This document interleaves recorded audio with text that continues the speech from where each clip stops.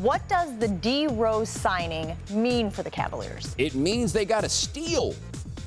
Is there any other player in the NBA who could average 18 points a game and shoot, I think it was like 47% from the field, and that was abysmal from 3 points. But still, for $2 million, does somebody act like this is a problem? League minimum. Right, if you're the Cavs, you look around and you're like, okay, so we need somebody else. Who is there that's out there? Who was available that was better than Derrick Rose? Now, I know people who watch the Knicks a lot closer than I am will tell you that he was washed up and tell you every reason why those 18 points a game did not really matter. But what more were the Cavs going to be able to get at this point? I think they got a decent NBA player at this point, just not the Derrick Rose that we expected. And we've been holding it against Derrick Rose basically the 2011 season. We keep holding that against him. Because he won the MVP? Bad. Right, because before and he wasn't the MVP? Because LeBron James is the MVP? No, because he tore up his knee. Like that, it's not even that. People 2010 to 11, yes, the MVP followed by the injury. People like the fact that he won the MVP over LeBron. They're still holding on to that. It's like, yeah, stick that to LeBron. Now they hate Derrick Rose. Now, again, he's another one where there are some reasons for you to hate him that could be legitimate, but that's not the reason that people hate him. They hate him because he got hurt and couldn't play.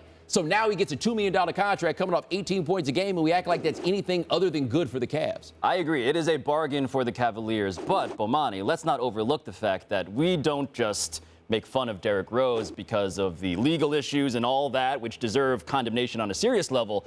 We make fun of Derrick Rose because Derrick Rose has made it real easy to make fun of Derrick Rose. Derrick Rose was the guy who said, the New York Knicks are a super team. Derrick Rose was the guy who said in January, I'm looking for a max contract from the New York Knicks.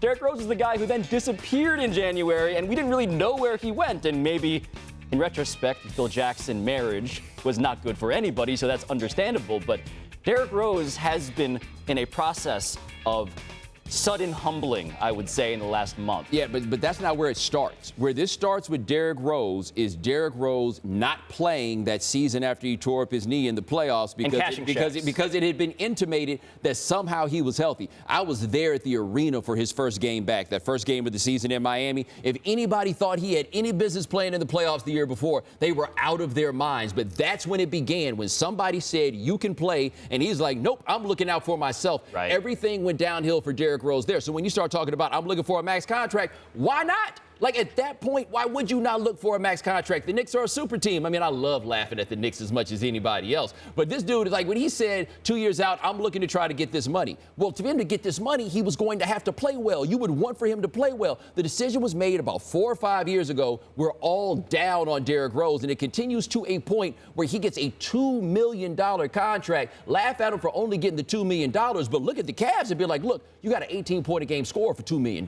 Right. As a stock, you bought low, and there is great upside there. But Derrick Rose is also, he's becoming something of an extreme version of David West, a guy who not only was an all-star, but an MVP, and is now down to allegedly chase rings. And I'm not saying that we should blame him for wanting to do that. I'm not saying that that is something that is unreasonable for Derrick Rose at this point in his life to finally come to grips with. But yeah, it is the guy who was the MVP being humbled, and that is part of why it's easy to make fun of him. Yeah, and I generally, people who enjoy humblings are normally lame. They're lames, right? Like the idea that you enjoy watching this guy get knocked down. I agree. Like the dude has had his knee torn up repeatedly. Agreed. He has been through all these things that break people all the time, and people are like, yeah, I like that. Like the level of passion that people have of such a nondescript personality. Like, what is there to like or dislike? Like, the legal thing is its own discussion, but just his personality, what is there to like or dislike about somebody as boring as Derrick Rose? Right. The only problem is that he has expressed an ego. And I agree. It's lame to make fun of people who think they're great and then suffered terrible, catastrophic knee injuries and can no longer be great.